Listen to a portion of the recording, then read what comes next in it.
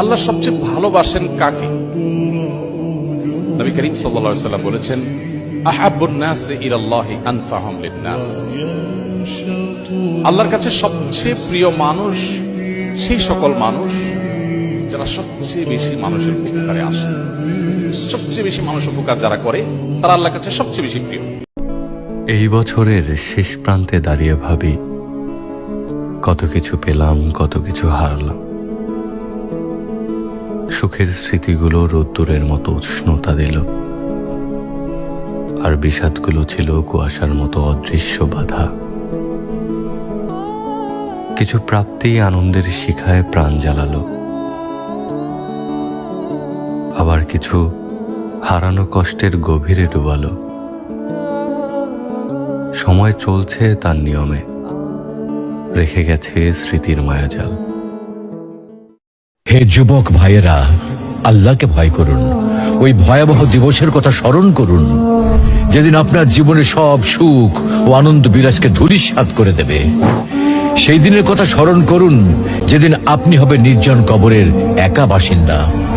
সেদিনের কথা স্মরণ করুন যেদিন আপনার সন্তান সন্ততি, স্ত্রী, পরিবার, আত্মীয় স্বজন, পাড়া প্রতিবেশী, ধন সম্পদ, বন্ধু বান্ধব সবকিছু থেকে আপনি বিচ্ছিন্ন হয়ে যাবেন।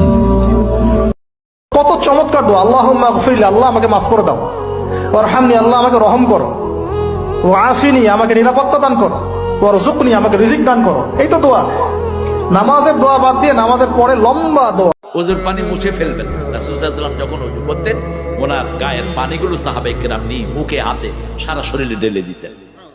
আর রাসূল সাল্লাল্লাহু আলাইহি ওয়াসাল্লাম মুছতেন না, কারণ যতক্ষণ থাকে ততক্ষণ গুনাহ ঝরে না। শেষ ফোঁটাটা যখন পড়ে যায়, রাসূল বলছেন, মুসলিম শরীফের বর্ণনা, শেষ গুনাহটা পানির সাথে ঝরে যায়। মানুষ এত অহংকার কিভাবে করে? তারা কি দেখে না যে কত অহংকারীর অহংকার মাটির সাথে মিশে গেছে?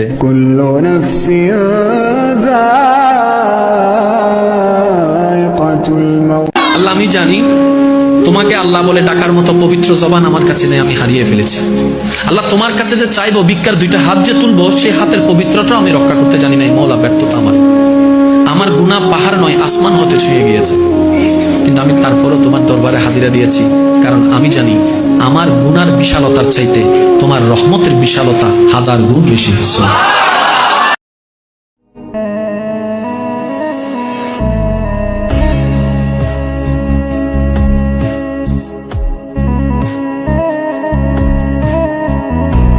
কেউ যদি জীবনে একবার বলে লা ইলাহা ইল্লাল্লাহ দাখালাল জান্নাহ, তার যদি পাপ থাকে, অন্যায় থাকে, ওই পাপ আর অন্যায়ের শাস্তিগুলার পরে কোনো না কোনো দিন আমার ওই বান্দা জান্নাতে ঢুকবে।